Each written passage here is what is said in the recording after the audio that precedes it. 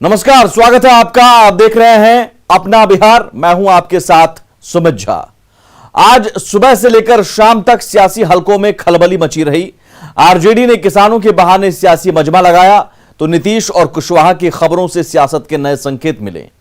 तमाम खबरों को तफसील से जानेंगे, लेकिन सबसे पहले नेताजी का लुंगी डांस आपको दिखाते हैं। गोपालगंज में बीजेपी नेता राजीव रंजन तिवारी का लुंगी डांस करते एक वीडियो सोशल मीडिया पर वायरल हो रहा है।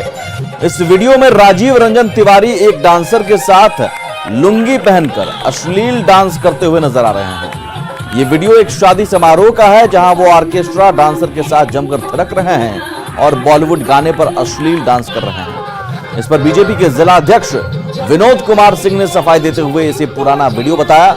जानकारी के मुताबिक ये 24 नवंबर को हुई एक शादी समारोह का वीडियो है।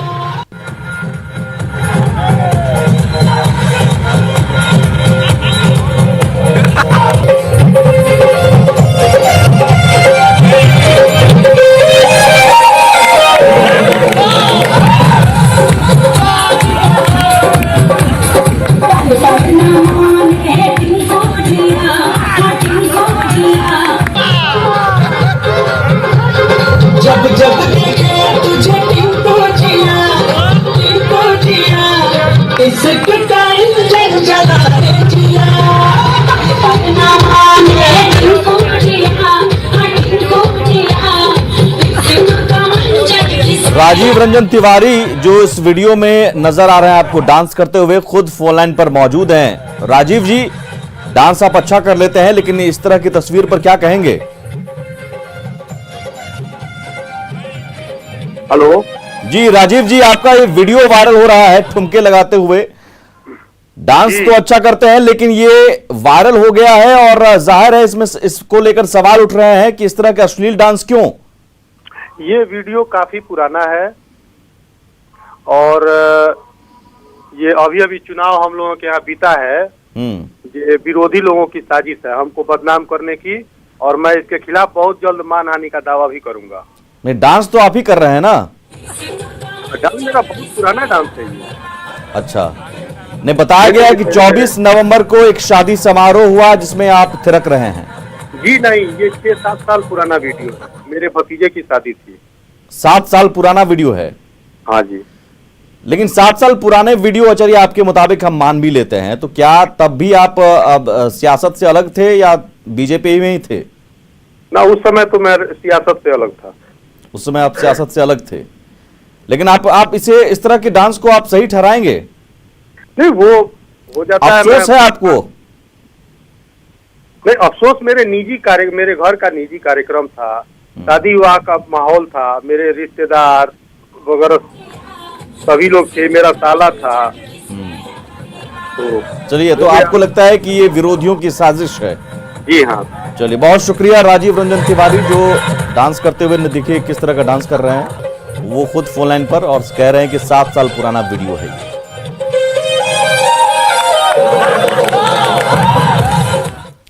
आगे बढ़ते हैं, एक बड़ी खबर सियासी गलियारे से। जेडीयू दफ्तर में बैठक चल रही थी, वो खत्म हो गई है। 1 घंटे तक जेडीयू की बैठक चली। नीतीश कुमार ने कार्यकर्ताओं के साथ बैठक की, हारे हुए प्रत्याशियों के साथ मंथन किया गया और ये 1 घंटे तक मंथन का दौर चला। इससे पहले भी बैठक हुई है और जाहिर है तीसरे नंबर की पार्टी जेडीयू बन गई। 71 सीटों पर जो 2015 में जेडीयू था, वो तीसरे नंबर की पार्टी बन गई और यह एक बड़ा सेटबैक है। इस लिहाज से जेडीयू मजबूत करने में खुद को जुटा हुआ है। और देखिए, नीतीश कुमार जेडीयू कार्यालय पहुंचे थे, उनके साथ तमाम वो बड़े नेता अशोक चौधरी भी पहुंचे थे, प्रदेश अध्यक्ष वशिष्ठ नारायण सिंह और जो भी हारे हुए प्रत्याशी थे वो पहुंचे थे। उनके साथ ये बैठक चली। नीतीश कुमार ने जेडीयू कार्यालय में पार्टी के हारे हुए उम्मीदवार और कार्यकर्ताओं के साथ मुलाकात की। इस वक्त देखिए, मुलाकात करने के बाद नीतीश कुमार वापस फिर एक अन्य मार्ग निकल रहे हैं और ये तस्वीर हम आपको दिखा रहे हैं जेडीयू कार्यालय की तस्वीर। और जाहिर सी बात है, लगभग 1 घंटे तक ये मुलाकात चली। कई सारी बातों की जानकारी नीतीश कुमार ने ली, साथ ही जो उम्मीदवार हार चुके थे उनसे भी फीडबैक लिया गया। इसके अलावा जो कार्यकर्ता यहाँ पर जिन्हें बुलाया गया था उनसे भी उन्होंने मुलाकात की। तो जाहिर सी बात है बेहद महत्वपूर्ण मुलाकात रही, 1 घंटे की मुलाकात, और नीतीश कुमार लगातार अपने कार्यकर्ताओं और हारे उम्मीदवारों से फीडबैक ले रहे हैं। तो ये तस्वीर हम आपको दिखा रहे हैं जेडीयू कार्यालय की तस्वीर, जहाँ पे नीतीश कुमार अपने कार्यकर्ताओं से मुलाकात कर रही तस्वीर आप देखिए जेडीयू कार्यालय की, जहाँ पे बड़ी संख्या में कार्यकर्ता यहाँ पर पहुँचे हुए हैं। जेडीयू के जो वरिष्ठ नेता हैं वो भी यहाँ पर पहुँचे हुए हैं। तो ये तस्वीर आप देखिए, नीतीश कुमार वापस फिर निकल रहे हैं अपने पार्टी के कार्यकर्ताओं से मुलाकात करने के बाद, और सिर्फ हाथ जोड़कर संबोधन करके वापस निकल गए। तो जाहिर सी बात है नीतीश कुमार लगातार समीक्षा बैठक कर रहे हैं, और इस बैठक में लगातार वो कोशिश कर रहे हैं कि जो पार्टी के लोग हैं, संगठन के लोग हैं, उनसे जानकारी ली जाए। तो हम आपको तस्वीर दिखा रहे हैं और ये बताने की कोशिश कर रहे हैं कि नीतीश कुमार की समीक्षा बैठक बेहद महत्वपूर्ण रही। हम कोशिश कर रहे हैं कुछ नेताओं से बातचीत करने की जो हमें बता सके कि क्या कुछ मीटिंग हुआ, क्या कुछ निकला। तो ये आरसीपी सिंह को देख रहे हैं कि आरसीपी सिंह भी इस बैठक में शामिल थे, नीतीश कुमार भी बैठक में शामिल थे, और कई सारे ऐसे लोग। हम महाबली जी हैं, महाबली जी सांसद हैं, कैसा रहा सर मुलाकात, क्या किस लिए हो रहा था? फॉर्मेलिटी क्षेत्र से आए हम लोग और क्षेत्र की समस्या है, उस समस्या से अवगत हुए, और पार्टी का जो है पार्टी पर हम लोग विचार विमर्श किए कि आगे की कार्रवाई फिर से हम लोग को जी जान से पार्टी के लिए लगना है।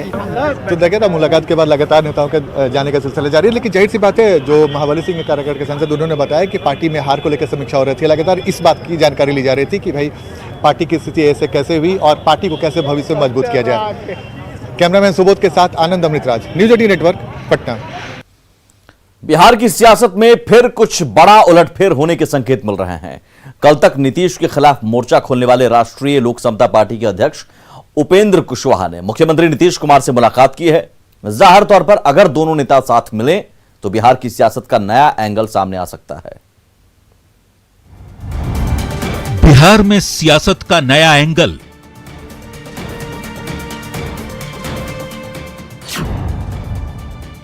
उपेंद्र कुशवाहा ने ली सियासी करवट।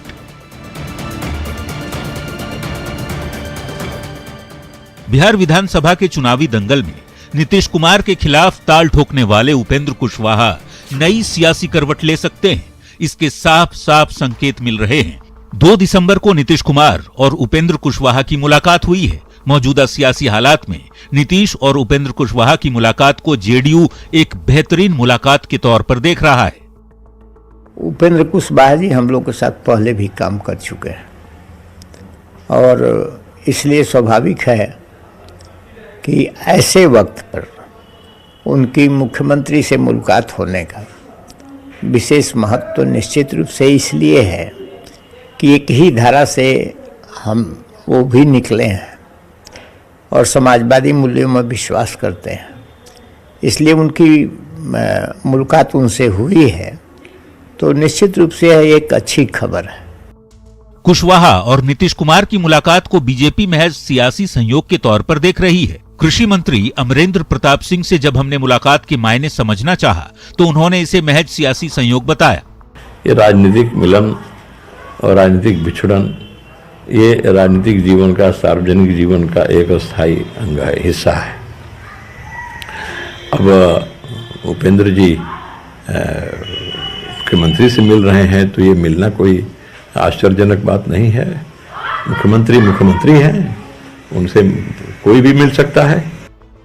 जाहिर तौर पर बिहार की सियासत एक नई दिशा तलाश रही है, क्योंकि हर बात पर नीतीश की मुखालफत करने वाले पप्पू यादव को भी अब नीतीश कुमार में बड़प्पन नजर आने लगा है। अपने पुराने साथियों को यदि वो रिकॉग्नाइज कर रहे हैं तो अच्छी बात है। नहीं, लव कुश का सवाल नहीं है, सबको ले चलने चाहिए। माय लव कुश इसका कोई मतलब नहीं, ये सभी को साथ लेके चलने का जो विचारधारा है वो बड़ापन है, और मैं समझता हूं हर पार्टियों को उस पर काम करना चाहिए। दरअसल उपेंद्र कुशवाहा और नीतीश की नजदीकी की हवा उसी दिन से लगने लगी थी जब 17वीं विधानसभा के आखिरी दिन नीतीश के खिलाफ तेजस्वी के बयान पर उपेंद्र कुशवाहा की टीस सामने आई थी। जाहिर है नीतीश के लिए वही टीस अब सियासी दोस्ती में तब्दील हो रही है। पटना से न्यूज 18 के लिए आनंद अमृतराज की रिपोर्ट। कृषि बिल के विरोध में तेजस्वी यादव के नेतृत्व में महागठबंधन के नेताओं ने गांधी मैदान के गेट पर धरना दिया। इस दौरान एक ऐसी तस्वीर सामने आई है जिस पर सियासत कुलांचे भरने लगी है। जेडीयू ने आरजेडी प्रदेश अध्यक्ष जगदानंद सिंह को नीचे बैठने को मुद्दा बना दिया है और इस मुद्दे के तहत एक खास जमात को निशाने पर लेने तक का आरोप लगाया।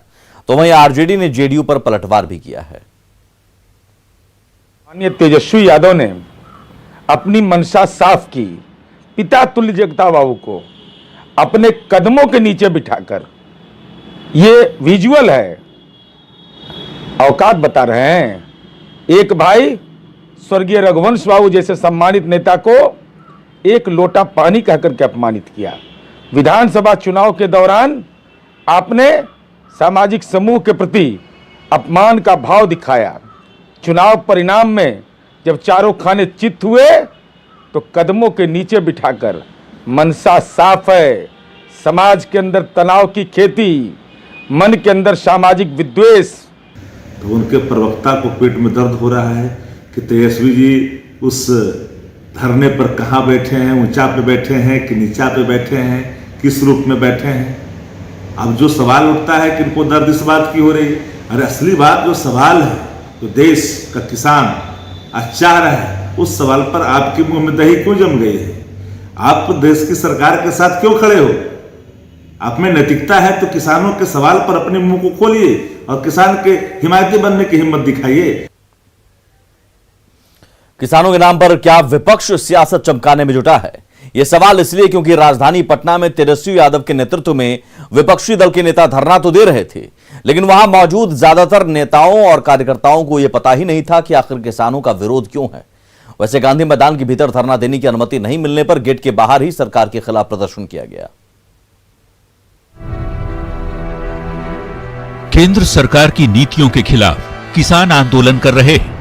दिल्ली की सीमा पर पिछले एक हफ्ते से किसान अपनी मांगों को लेकर डटे हुए हैं, तो विरोधी दल के नेता सियासत करने में जुटे हैं। राजधानी पटना के गांधी मैदान में गांधी जी की प्रतिमा के पास विपक्षी पार्टी राजद के नेताओं का धरना देने का कार्यक्रम था, लेकिन जिला प्रशासन ने इसकी अनुमति नहीं दी। आंदोलनकारियों को बाहर निकालकर पूरे गांधी मैदान को सील कर दिया गया। गांधी मैदान के भीतर प्रवेश की इजाजत नहीं मिली तो राजद और कांग्रेस के नेता और कार्यकर्ता गेट नंबर 4 के आगे ही धरने पर बैठ गए। नेता प्रतिपक्ष तेजस्वी यादव, राजद के प्रदेश अध्यक्ष जगदानंद सिंह, कांग्रेस प्रदेश अध्यक्ष मदन मोहन झा सहित बड़ी संख्या में नेता और कार्यकर्ता सरकार के खिलाफ नारेबाजी करते रहे। जब से नीतीश कुमार जी ने कानून को लागू किया, तब से बिहार का किसान कमजोर होता चला गया, मजदूरी करने लगा और अब पलायन करने पे मजबूर है। बिहार तो की हम विडंबना है वो ये है कि हम लोगों का यही मांग है। आज तो आप लोग देखे होंगे गॉडसे के मानने वाले लोगों का आगमन पटना हुआ और हमारे महात्मा गांधी बापू को कैद कर दिया गया। जो किसान विरोधी 3 अध्यादेश लाया गया वो किसानों के हित में नहीं है और आज किसान, बिहार के किसान आज यहाँ पर धरना पर बैठे हैं, हम लोग उनके समर्थन में हैं। ये सरकार की दमनात्मक कार्रवाई है और मैं समझता हूँ उचित बात को उठाने के लिए इस प्लेटफॉर्म को नहीं देना, कहीं से भी गैर कानूनी काम नहीं था, उसे देना चाहिए। यहाँ तक तो ठीक था, लेकिन धरना देने पहुंचे कई नेताओं और कार्यकर्ताओं को इस बात की जानकारी ही नहीं थी कि आखिर किसानों की मांग क्या है और क्यों किसान केंद्र की नीति का विरोध कर रहे हैं। न्यूज 18 ने कुछ ऐसे ही नेताओं से बात की तो उनका ज्ञान सामने आ गया, जरा सुन लीजिए। सही दाम नहीं मिल रहा है किसानों का, बिचौलिया जो है इसमें बीच में मार दे रहा है। का अभी जो है धान का सीजन है, अभी पैक्स चालू नहीं किया है, धान ले नहीं रहा है, बिचौलिया जो है दौड़ रहा है। ये निकम्मी सरकार है। बिहार सरकार नीतीश जी को कहाँ दिख रहा है भैया, कहाँ दिख रहा है, तो बताइए। देखिए, प्रावधान यही है कि यह देश है वो कृषि प्रधान देश है, मजदूर बहुल देश है और छोटे छोटे किसानों को राहत देने के बजाय बड़े बड़े कंपनियों के नाम पर जमीन जो छीना जा रहा है, संघी बनाया जा रहा है, ये यहाँ की जनता बर्दाश्त नहीं करेगी। चलाने से, लागू करने से नहीं होगा ना। हम अगर लागू कर देते हैं कि रोड चलना है तो रूल बताना होगा ना, दिखाना होगा ना कि stop of the line, go in green. हम लोग जैसे कि ट्रैफिक जो रूल होगा उसको तो हमको फॉलो करना होगा। हम लोग एक ही मांग करेंगे कि किसान भाई को सही कीमत का अनाज कर दीजिए। जाहिर तौर पर इन कार्यकर्ताओं को ये पता ही नहीं कि आखिर किसानों की डिमांड क्या है। ऐसे में सवाल है कि क्या किसानों के बहाने विपक्ष के नेता केवल सियासत चमका रहे हैं? अन्नदाताओं की फिक्र से ज्यादा सरकार पर हमला करना ही मकसद है। क्या खोई हुई सियासी जमीन को किसान के नाम पर हासिल करने का ये बहाना है?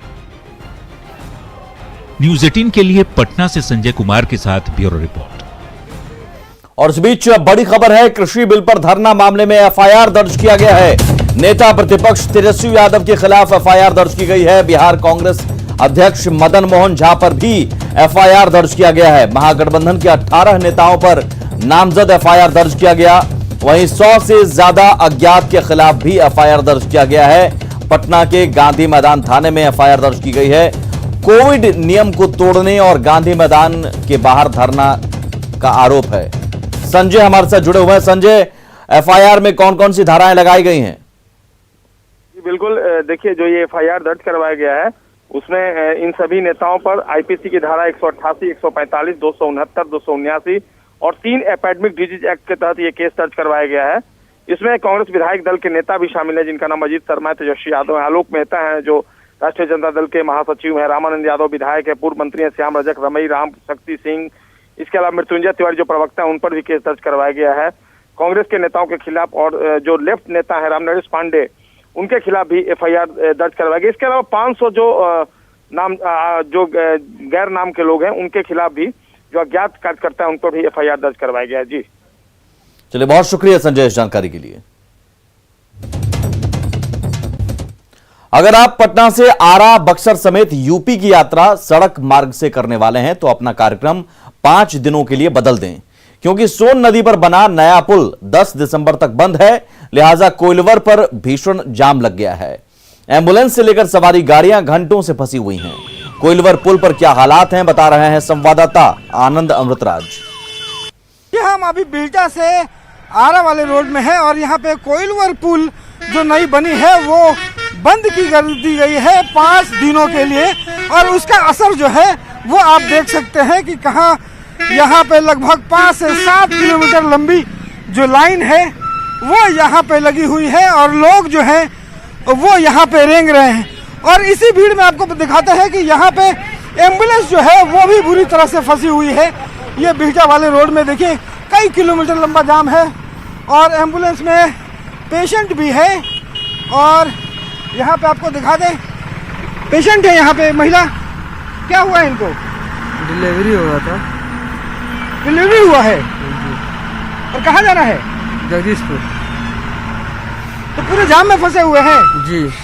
कैसे जाएंगे? जैसे पहुँचे। ये जाम कब तक छूटेगा जिसका कोई अंदाजा नहीं है। और कब तक इसके पहले 2 दिन पहले यहीं एम्बुलेंस में 2-3 पेशेंट यहाँ एक्सपायर कर गए हैं। यहाँ पे गाड़ी में कितने देर से फंसे हुए हैं? अभी तकरीबन हम लोग 1-1.5 घंटे से यहाँ हैं। इतनी जरूरी काम है हम लोग छूट जा रहा है उस साइड जाने के कारण। यहाँ पे जो फैमिली आ रही है कितने देर से फंसे हुए हैं जाम में? हम लोग 3-4 घंटे से जाम में फंसे हुए हैं। 4 घंटे से? जी सर, पूरा 4 घंटे अब बिजी लाइन चल रहा है एकदम, एक्यूरेट लाइन एकदम सर। हम 4 घंटे से परेशान है, क्या करें सर? कितनी परेशानी हो रही है? बहुत ज्यादा परेशानी है। प्यास के बिना कुछ पानी भी नहीं मिल रहा है। परेशानी हो रही है, न पानी न खाना न भोजन, कुछ गाड़ियाँ। तो ये आप देख सकते हैं कि लोग जो है वो 4-4 घंटे यहाँ पे जाम में फंसे रहने के लिए मजबूर है। ये जो देख सकते हैं तो इस ढंग से हालात बने हुए हैं कि अगले 5 दिनों तक यहाँ पे यही स्थिति बनी रहेगी। हालांकि जिस ढंग से कोइलवर पुल जो है पुराना पुल वो अभी फिलहाल चल रहा है, लेकिन वहाँ पे जाम की स्थिति है। नया पुल वैकल्पिक रूप से सरकार ने बनाया है, लेकिन वो अभी उद्घाटन नहीं होने के कारण उसे बंद रखा गया है और उसके कारण ये पूरा जाम है। तो पूरी जो स्थिति है निर्माण और जंजाल के बीच में फंस करके रह गई है। कैमरा पर्सन दीपक के साथ रवीश नारायण, न्यूज़ 18 पटना। और इसी के साथ अपना बिहार में इतना ही। आगे देखिए जोहार झारखंड।